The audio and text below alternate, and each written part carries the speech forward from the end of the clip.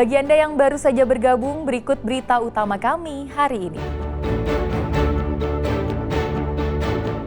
Diduga akibat remblong, mobil minibus bermuatan cabai mundur tak terkendali dan menabrak buruh petik hingga tewas.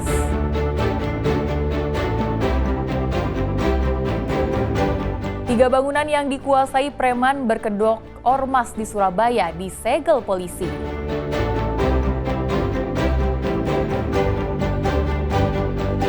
Hingga Senin malam, sekitar 10 jemaah haji embarkasi Surabaya masih belum bisa pulang karena sakit dan dirawat di Arab Saudi.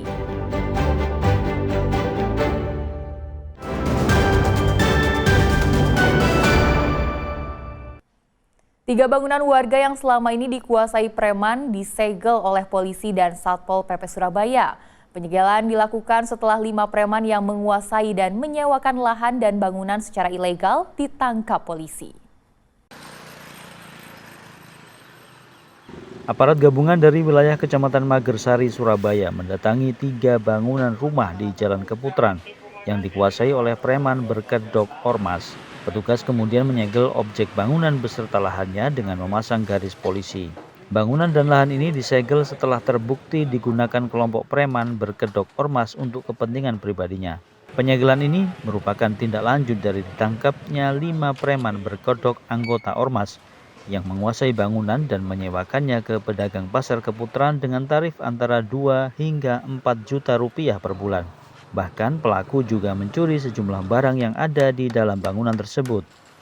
Orang yang kami amankan ini satu kelompok diawali perbuatan untuk mencoba memasuki bangunan orang.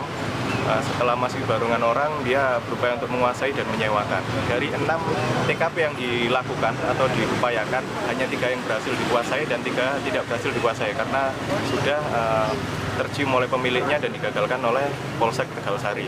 Dan 3 bangunan yang berhasil dikuasai kurang lebih selama 6 bulan ini disewakan oleh kelompok tersebut dan disewakan kepada para penjual sayur mayur. Kurang lebih sudah berjalan 6 bulan, kurang lebih 6 bulan. Dan harganya bervariatif dari 2 juta, 3 juta, paling mahal 4 juta. Mereka mengatasnamakan ormas atau seperti apa, Dan?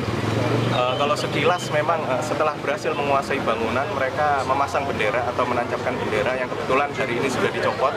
Namun saat kehadiran kami yang pertama masih terlihat, jadi ada suatu ormas namanya FPMI. Tantri Tan, salah satu di antara pemilik bangunan, mengaku resah atas penyerobotan yang dilakukan oleh para preman terhadap asetnya. Bangunan itu sebelumnya ditempati kakaknya, namun sejak tahun 2017 ditinggalkan karena pindah ke kota lain. Tantri baru mengetahui asetnya disalahgunakan pada bulan Januari 2025 lalu, hingga kemudian melaporkannya ke polisi. Saya nggak tahu kok itu preman. Sebenarnya bukan saya yang tinggal di sini terakhir, adik ibu saya itu sekitar tahun 2017. 2017 akhir. Terus kemudian meninggalkan tempat ini, Bu ya? Iya, tapi masih sering beberapa kali didatengin. Cuman terakhir memang jarang, ada setahun. Ada setahun ya? Terus kapan mulai ditempati ini, Bu, sama pihak lain? Ibu baru tahu kalau ternyata tempat ibu ini disalahgunakan dan disalahgunakan. Itu pertama kali waktu dibuka. Bedaknya 2 itu sekitar bulan Januari. Januari 2025 kemarin? Iya, tahun ini. Oh, tahun ini. Tindakannya Ibu gimana, Bu, kalau ada bedak 2 pertama itu, Bu? Saya sudah nanya ke tukang parkir, ke sana. Mereka semua angkat tangan. Kayaknya mereka takut gitu loh, karena mereka tahu kan. Agar tidak dikuasai kembali oleh preman, 3 bangunan di Jalan Keputran langsung disegel sampai proses hukum aksi premanisme, penyerobotan lahan dan pencurian selesai disidangkan serta berkekuatan hukum tetap. Wahyu Pratama melaporkan dari Surabaya. 10 jemaah haji debarkasi Asrama Haji Sukolilo Surabaya masih berada di Arab Saudi karena sakit dan dirawat saat pemulangan ke tanah air. Hingga Rabu siang, sekitar 21% jemaah haji atau sebanyak 7.000 jemaah tiba di Surabaya.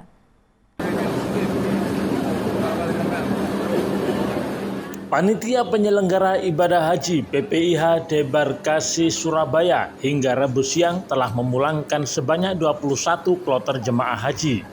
Dari 21 kloter yang tiba berjumlah sekitar 7.900 lebih jemaah haji yang telah kembali ke tanah air. Menurut Sekretaris PPIH Debarkasi Surabaya Sugio, dari total 21 kloter jemaah haji yang telah tiba di Debarkasi Surabaya, 10 jemaah haji masih berada di Arab Saudi dan dirawat karena sakit.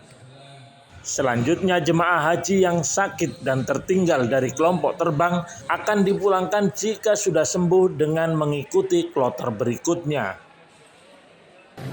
Datang di Debarkasi Surabaya 19 kloter dan alhamdulillah berjalan dengan lancar. Kalau dihitung jumlah jamaahnya mencapai 7.196 jamaah atau setara dengan 20% jamaah haji yang sudah sampai di Debarkasi Surabaya. Pak, yang masih tertinggal Pak, berapa orang Pak yang mulai kloter 1 sampai 19? Yang tertinggal kalau yang didatnya ada sebanyak 10 orang karena sakit ya, rata-rata karena sakit dirawat di rumah sakit, dan nanti ketika sudah sembuh akan kita ikutkan pada kloter-kloter selanjutnya. Jemaah haji yang tiba di Debarkasi Asrama Haji Sukolilo Surabaya ini wajib melewati pemeriksaan thermal scanner berupa cek suhu badan untuk mengantisipasi jemaah datang dengan kondisi sakit ataupun tertular COVID-19. Jika ditemukan ada yang sakit, PPIH Sukolilo Surabaya akan melakukan karantina dan memeriksa kondisi kesehatannya sebelum dipulangkan ke daerah asalnya. Dari Surabaya, Arif Purwanto melaporkan.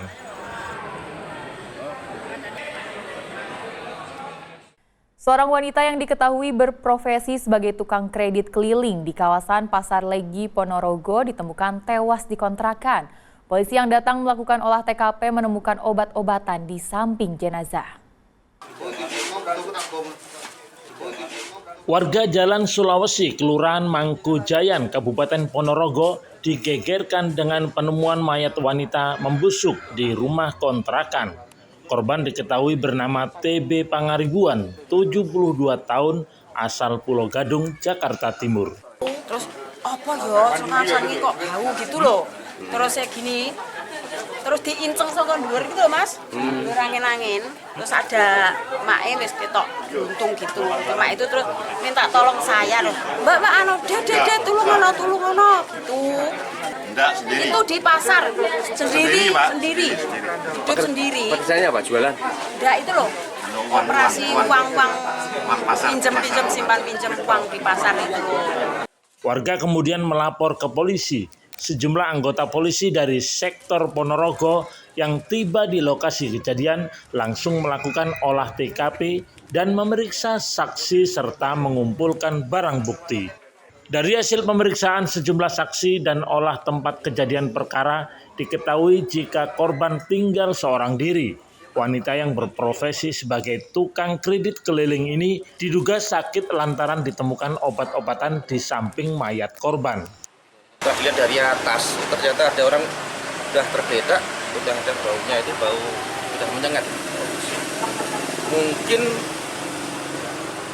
untuk meninggal sudah sekitar 4-5 hari.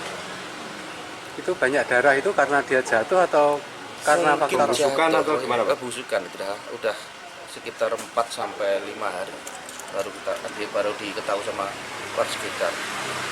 Untuk memastikan penyebab kematian, jenazahnya dibawa ke RSUD Dr. Harjono Ponorogo untuk divisum.